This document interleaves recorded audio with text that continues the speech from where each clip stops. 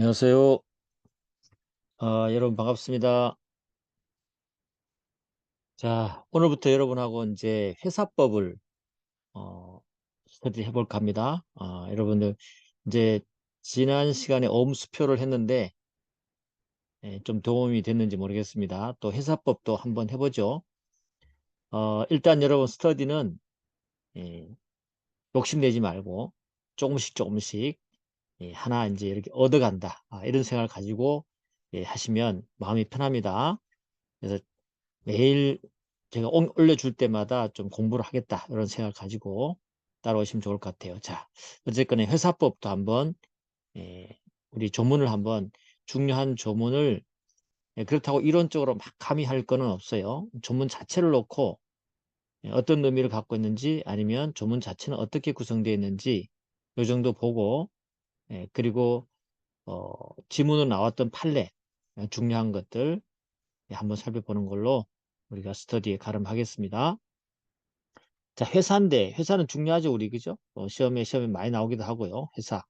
회사에 대한 통칙을 한번 살펴보도록 하겠습니다. 통칙의 이제 169조부터 시작이 되는데 이 통칙의 첫 번째 조문이 169조 회사의 의의가 나옵니다. 여기서도 우리가 조문을 보면서도 우리 배웠던 그런 내용들을 한번 고민을 좀 해봐야 되는 부분이 있는데 일단 회사는 어떤 것이냐 개념을 한번 잡아야 되는데 조문에는 어떻게 나와 있는지 한번 살펴보겠습니다.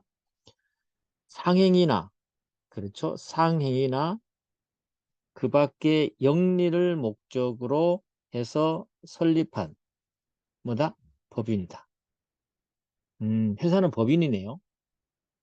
법인입니다. 법인인데 뭐 상행위는 여러분 알 겁니다. 상행위는 됐고요. 그 다음에 여기서 영리를 목적한다 그랬죠. 영리. 뭐 참고로 알아둔다면 영리는 우리가 개인 상인, 개인 상인일 때 영리성이 있었죠. 그죠? 그 다음에 법인일 때 영리성이 좀 다를 수 있어요. 그냥 개인 상일 때는 그냥 이익을 취득한다 이렇게 보시면 돼요. 그런데 법인 상인의 우리가 법인 상인의 영리라면 하나가 추가됩니다. 이익 추구도 있겠지만 이익 추구를 해서 얻은 이익을 어떻게 한다? 분배. 알겠죠? 분배. 나눠주는 개념이 있어요. 이게 들어와야 되는 겁니다. 알겠죠? 그래서 개인 상인은 돈을 벌면 자기가 이익을 취하는 걸로 끝나버리지만 법인은 그게 출자하고 함께 구성원으로 존재하는 사원들에게 했대요. 그 이익을 나눠주는 것이 원칙이고 그렇습니다. 물론 이에 대해서 학설 대립이 있지만 일반적으로 법인의 어떤 영리는 이익을 취하고 그리고 사원들에게 분배하는 것이 포함되어 있다고 말을 합니다. 그런 의미에서 한번 알아두시고 그래서 회사라는 일단 상행위를 해야 된다. 그리고 영리 목적을 갖고 있어야 된다. 그리고 법인이다. 그렇죠. 우리 여기 회사에 의해서 좀 끄집어낼 게 있다면 이런 거 한번 찾아볼 수 있어요. 법인 그랬잖아요. 법인이면 뭐죠? 사람이죠, 사람. 이 법인과 관련해서 문제되는 게 있다. 이 법인도 사람인데 법인이 뭔가를 잘못했을 때 우리가 규제를 해야 되는 거잖아요. 그죠? 그러한 내용들이 회사법에 쭉 나와 있습니다만은 이 회사법의 규정으로도 어떻게 할 수 없는 할 수 있는 방법이 없었다. 이럴 때 마지막 수단으로 우리가 법인에게 어떤 그 제재나 아니면은 어떤 그 특별한 그 법률 관계를 해결하기 위해서 우리가 사용해야 될 수단이 나와야 되는데 그 수단이 여러분가 배운 게 있습니다. 그게 뭐냐면 법인격 부인이라고 배우셨죠? 그죠? 법인격 부인. 그래서 여러분들이 이 법인격 부인은 법조문에 있지 않습니다. 법조문에 없어요. 판례로 발전된 이론이잖아요. 그죠? 그러다 보니 조문이 없습니다. 그래서 여러분 조문이 어디에 있나 조문에 아무리 찾아봐도 없단 말이죠. 근데 이거에 대한 근거 조항이면 한다면 여기입니다. 여기 법인. 그죠? 법인은 최후적으로 이 법인격이 부인되어서 해결해야 될 법률 관계가 있다는 거죠. 그죠? 최후적으로. 그래서 우리는 여러분들이 앞으로 법인격 부인에 대한 어떤 근거를 찾거나 클루를 찾으려면 이 조문으로 오시면 된다겠죠. 그 다음에 이제 법인과 관련해서 또 하나 여기서 우리 개념에서 정리해야 될 주제가 하나 있습니다. 그게 뭐냐면 1인 회사입니다. 알겠죠? 그럼 법인도 혼자서 만들 수 있나? 사람들이 혼자서 만들 수 있냐? 1인이 이 회사를 운영하고 만들 수도 있느냐? 가능하다는 거죠. 참고로 연역적 참고로 말씀을 드리면 우리 여기 169조예요. 과거에 개정되기 법에는 이렇게 나와 있었어요. 상해이나 그 밖의 영리를 목적으로 해 설립한 사단법인이 나와 있어요. 사단법인. 이 사단법인이죠. 사단, 사람이 모인 단체, 사인들이 모여있는 단체. 단체는 최소 구성원들이 2명 이상은 돼야 되겠죠. 복수란 뜻이죠. 그렇기 때문에 요 법이 개정되기 전에 그죠? 사단이라는 개정이 되기 전까지는 사단법이었는데 이 사단법인 때문에 논리적으로 1인 회사를 인정할 수가 없었어요. 그리고 현실적으로는 1인 회사가 존재하게 하는데 이러한 1인 회사에 대해서 법적으로 근거하는 근거에 대한 논리가 약했던 거죠. 왜냐하면 사단법인이라고 했기 때문에 그런 거죠. 그래서 논란이 있다가 이 사단법인 사단을 삭제를 했습니다. 그래서 지금은 상해이나 그 밖의 영리를 목적으로 설립한 법인을 말한다. 그죠? 법인을 말한다. 사람이다. 물론 사람인데 이 사람과 관련된 쟁점으로서 법인격 부인론이 문제가 되고 여기서 1인 회사가 논의될 수 있다. 이걸 알아주시면 돼요. 그래서 169조는 이러한 큰 의미를 갖고 있다. 됐죠? 자, 그래서 2번 가보시면 여기 2번 문제 이런 게 나왔네요. 과거에 회사가 영리를 목적으로 한다는 것은 영리 사업을 경영해서 이익의 귀속 주체가 될 뿐만 아니라 이러한 이익을 사원에게 어떻게 한다? 분배해야 된다는 의미다. 맞는 말이에요. 이제 아시겠죠? 네, 그렇게 해놓으시면 됩니다. 이 정도 그냥 알아두시면 조문으로서 우리가 얻어야 될 정보는 이걸로 충분합니다. 넘어가겠습니다. 자, 넘어가셔갖고 이제 우리는 뭘 볼 거냐면 1인 회사와 1인 회사에 대해서 고민을 해봐야 되는데 뭐 문제가 나왔으니까 한번 더 검토를 해본다면 3번 문제를 가보시면 이렇게 나와 있죠. 한 명 회사와 합자 회사는 2인 이상의 사원의 존재가 성립 또는 존속 요건이지만 주식회사, 유한회사, 유한책임회사는 1인의 사원만으로 성립 및 존속이 가능하다. 맞나요? 맞는 말이죠. 그죠? 한 명 회사, 합자 회사, 인적 회사 있잖아요. 인적 회사는 아예 조문에 가면 나옵니다. 설립할 때도 성립이란 말은 설립할 때부터 어때요? 2인 이상이 요구됩니다. 2인 이상이. 그리고 설립하고 나서 또 2명 이상이 존재해야 되냐? 존재해야 된다고 나와 있습니다. 왜냐하면 설립 후에 회사의 사원이 1명이잖아요. 그죠? 그럼 뭐가 됩니까? 1인이 됐을 때 이게 해산 사유가 됩니다. 그런 게 뭐예요? 결국은 뭐죠? 성립이 존속에 1인 이상이 된다는 것을 얘기하는 것이죠.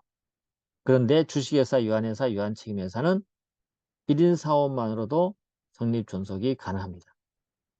그걸 여러분 알아두세요. 그래서 1인 회사와 관련되는 아주 기초적인 내용이었습니다. 자, 그러면 우리가 요 지문, 요 판례를 또 여기서 놓치고 가면 안 될 것 같아요. 여기서 우리의 실질적 1인 회사와 형식적 1인 회사를 여기서 한번 정리를 한번 해봐야 될 겁니다. 물론 다 들어보셨고 공부했던 내용인데 다시 한번 해본다면 문제가 나왔었어요.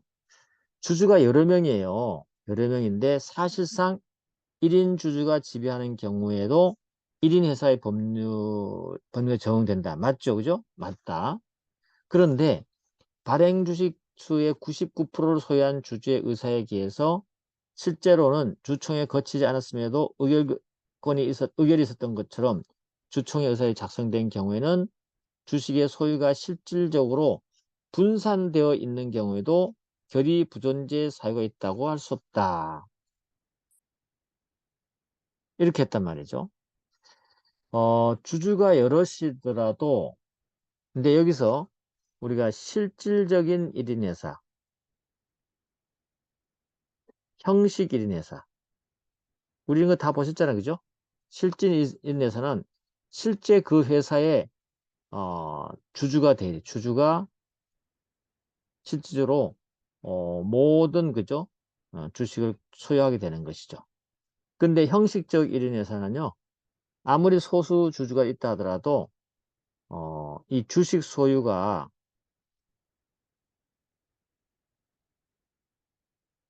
분산돼 있어요. 그래서 만약에 요걸 얘기 든다면 어떤 회사의 A 회사의 주식을 갑이라는 주주가 99%를 갖고 있어요. 그렇다 하더라도 을이 만약에 1%를 갖고 있잖아요. 하게 되면 이거는 1인 회사일까요? 아닐까요? 아니에요. 이게 1인 회사가 아니에요. 아무리 적은 퍼센테이지를 하더라도 을이 어때요? 1%를 소유하고 있기 때문에 1인 회사가 아니에요. 근데 실질적 1인 회사는 우리가 아무리 그렇다 하더라도 사실은 실질적으로 하나의 그죠?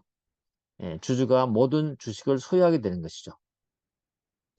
그 명의신탁이 있든 관계없습니다. 그래서 뭐 이거는 우리가 다 기본 설명을 잘 드렸기 때문에 예, 이 정도로 실질 1인 회사와 형식 1인 회사를 구분하셔야 됩니다. 실제로 다 소유하고 있느냐 아니냐의 차이인 거죠. 그래서 실질적인 1인 회사에서만 뭐가 적용된다? 1인 회사 법리가 적용된다. 다시 말하면 1인 회사를 존재하기 때문에 우리 회사법의 단체법적 요소를 일부죠. 완화시켜서 1인 회사에도 적용되도록 해주는 것이죠. 알겠죠? 그런 겁니다. 그래서 1인 회사에는 의사록이 작성되어 있지 않았다 하더라도 의결이 있었던 것처럼 의사록이 작성되면 다시 말하면 주총회를 거치지 않았음에도 불구하고 의결이 있었던 것처럼 예, 주총회 의사록이 작성되면 그때는 1인 회사 1인 회사에서는요 유의하게 보거든요. 거리 부존재 사유로 보지 않습니다.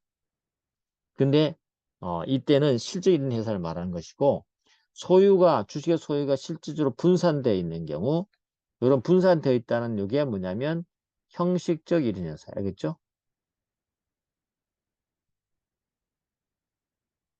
1인 회사에서는 어때요? 이게 적용되지 않아요. 그런 의미입니다. 됐다. 그렇게 보시면 돼요. 이 정도 하고 넘어가도록 하겠습니다. 너무 이런 것도 하면 이론적으로 또 흘러가 버리니까 기본 수업처럼 흘러가 버리면 안 되겠죠. 자, 가봅니다. 그렇게 해서 하나만 더 풀어본다면, 거기 이제 판례 기출에서 4번 4번, 그죠? 4번에 가보시면, 4번 하나 풀어보고, 예, 마무리 하겠습니다. 주식회사의 총 주식을 한 사람이 소유하는 이른바 1인 회사의 경우, 주총의 소집 절차에 하자가 있거나 주총의 의사록이 작성되지 않더라도 1인 주주의 의사가 주총의 결의 내용과 일치하다면 증거에 의해서 그러한 내용의 결의가 있었던 것으로 볼 수 있다. 1인 회사의 1인 주주의 뜻이 중요하다는 거죠. 곧 회사의 뜻과 1인 회사의 1인 주주의 뜻은 같다는 거죠. 그렇기 때문에 어떻게 보면 만장일치라고 볼 수 있겠죠. 그런 식으로 해서 완화해서 1인 회사라도 단체법적 요소가 완화해서 적용된다. 뭐 이 정도 알아두시면 되겠습니다. 그런 내용들을 판례를 보시면 되겠습니다. 그리고 법인격 부인과 관련해서 나온 지문 중에 그 6번을 한번 보시면 주식회사의 법인격이 남용되는 경우에 이를 제한 또는 부인해서 회사와 사원을 동일시함으로써 구체적 타당한 해결을 도모하는 것이 법인격 부인이다. 아주 정확한 말이죠. 사실 법인격 부인론의 핵심은 법인격의 남용인데 원래는요 A 회사가 있다. 그 다음에 뭐 사원이 갑이 있다고 하겠습니다. 그죠? 갑이 있다. 뭐 이 사원이 대표이사도 하고 있다고 합시다. 이랬을 때 사실은 어때요? 이 회사, 독립된 법인격이죠. 법인격. 독립된 법인입니다. 그래서 대표와 이렇게 같을 수 없어요. 없죠. 없단 말이죠. 그래서 분리된단 말이죠. 분리되는데, 예, 분리된단 말이죠. 이렇게 해서 분리해서 만약에 남용이 문제가 된다면, 그때는 누가? 이 분리된 부분을 어떻게 풀어준다는 거죠. 잠시 독립된 법인격 자체를 부인해서 어때요? 이 실질 관계에 있는 이자와 같은 역할을 할 수 있도록 해준다는 거죠. 그랬을 때, 이 A 법인의 채권자 K가, 그죠? K가 이렇게 책임을 물을 수 있는 상황이 벌어질 수 있어요. 안 그러면 못 묻겠죠. 그죠? 이런 것들이 우리 법인격 부인론이죠. 그래서 만약에 분리된 걸 그대로 계속 주장, 요 분리됐다는 거, A 법인하고 갑이 분리됐다는 것을 어때요? 분리됐다는 것을 남용한 거죠. 남용했다는 거죠. 분리됐다는 걸 남용해서 A가 책임질 것을 갑이 책임 못 주게 한 것이 우리가 이제 일반적인 논의죠. 그럼에도 불구하고 A 회사가 또는 그죠? 이들에 대해서 이 법인과 관련해서 이러한 그 분리 원칙을 엄격히 적용하다 보면 제3자 보호를 할 수 없는 상황이 벌어지겠죠. 그럴 때 이 회사와 사원을 어떻게 한다? 같게 보겠다는 것, 동일시하겠다는 거죠. 사실 말해서 A 회사 법인이 독립된 분리된 그죠? 주체라는 것을 우리가 이제 무시하고 구체적 타당한 해결을 하려는 것이 바로 법인격 부인론인 것이죠. 그렇게 이 정도 해도 뭐 여러분 대충은 알아두실 분 알아들 거고요. 또 넘어가도록 하겠습니다. 그 정도로 보시고 이제 조문을 몇 개 더 보고 또 마무리 해보겠는데 일단 회사의 종류는 뭐 170조에 5가지 있다. 크게 문제될 건 없고요. 회사의 주소도 그렇고 자 회사의 성립 172조를 보시면 회사는 어떻게 한다? 예, 설립 등기를 함으로써 성립한다. 그래서 등기가 뭐라죠? 성립 요건이 되는 거죠. 회사 설립은 등기를 해야만 설립한다. 뭐 그 정도. 자, 그 다음에 권리 능력 제한이다. 법인도 사람이라 했죠. 사람인데 자연인 사람도 권리 능력이 제한되는 게 있단 말이죠. 법인도 어때요? 권리 능력이 제한인데 법으로 규제하고 있습니다. 이게 173조인데 회사는 다른 회사의 무한 책임 사원이 되지 못한다. 회사는 독립된 법인이잖아요. 자기 마음대로 다른 회사의 사원이 될 수 있는데 특히 우리 법은 다른 회사의 무한 책임 사원은 되지 못한다. 아니 무슨 박아놨죠, 그죠? 예, 그렇기 때문에 우리가 제한이라고 하는데 법인격을 제한할 수 있는 것은 법률의 규정에 의해서 제한할 수 있습니다. 그래서 이것도 우리 173조라는 법이 이 법인격에 대한 그죠 제한을 가하고 있다. 이렇게 보시면 됩니다. 됐죠? 자, 그 다음에 통칙에서 어떤 것이 있었느냐를 알아야 되겠지만 회사의 합병에 대해서 통칙적인 규정을 딱 하나 두고 있습니다. 174조인데요. 회사는 합병할 수 있다 해서 합병의 자유 있죠. 합병의 자유를 얘기하고 있습니다. 그러니까 여러분들이 만약에 어떤 질문을 한다면 합병은 자유로울 수 있다. 알겠죠? 그 자유롭게 합병의 자유다. 알겠죠? 요걸 생각하십시오. 그래서 174조 1항은 합병이 자유롭다. 그죠? 이거고요. 그 다음에 2항 가보시면 이 합병에 대한 또 제한이 나오는데 합병을 하는 회사에 일방 또는 쌍방이 주식회사 유한회사일 때는 유한 책임회사인 경우는 합병 후에 존속하는 회사나 합병 설립된 회사는 주식회사 유한회사 또는 유한 책임회사 사이에 있어야 된다. 그래서 책임회사에 된다. 그죠? 합병 후 설립된 회사는 주식회사, 유한회사, 유한 책임회사에 된다. 이 말입니다. 그 다음에 해산 후에 회사는 존립 중 회사를 존속하는 회사라는 경우에 합병할 수 있다. 뭐 그 정도는 아시면 될 것 같아요. 또 내려가 보면 이제 통칙과 관련해서 보신다면 175조, 176조가 되겠는데요. 175조는 회사 합병에 의한 신회사 설립위원. 합병을 하면서 신회사를 설립할 수 있다. 가능합니다. 합병을 했을 때 합병에 의해서 신회사를 설립할 때 그러한 절차를 누가 하냐면 설립위원이 한다는 거예요. 설립위원. 그래서 합병에서 설립위원이 어떤 건지를 여러분이 알아두셔야 돼요. 1항을 보시면 회사의 합병으로 인해서 신회사를 설립할 때, 새로운 회사를 설립할 때는 정관의 작성 기타 설립에 관한 행위는 각 회사에 선임한 설립위원이 공동으로 해야 된다. 그런 점이 있어. 그죠? 그렇게 설립위원. 어쨌든 설립위원 제도가 있다. 합병할 때 설립위원 제도가 있다. 이렇게 알아두시면 될 것 같고요. 그 다음에 회사의 해산명령이라고 나옵니다. 해산명령이죠. 요점을 한번 보도록 하면요. 어, 하나 이제 해산 사유가 될 건데, 회사가 해산 사유가 될 건데요. 회사가 너 이제 회사를 자격이 없어. 그만둬. 이렇게 할 수 있을 거고요.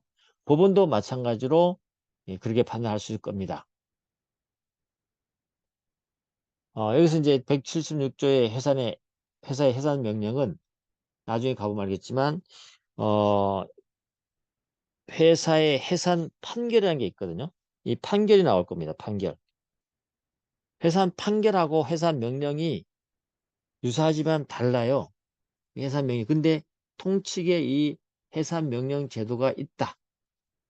라는 걸 여러분이 아시면 돼. 알겠죠?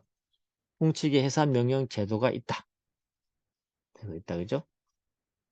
해산 명령. 그러면 뭐도 있다 그랬죠? 비교를 해보면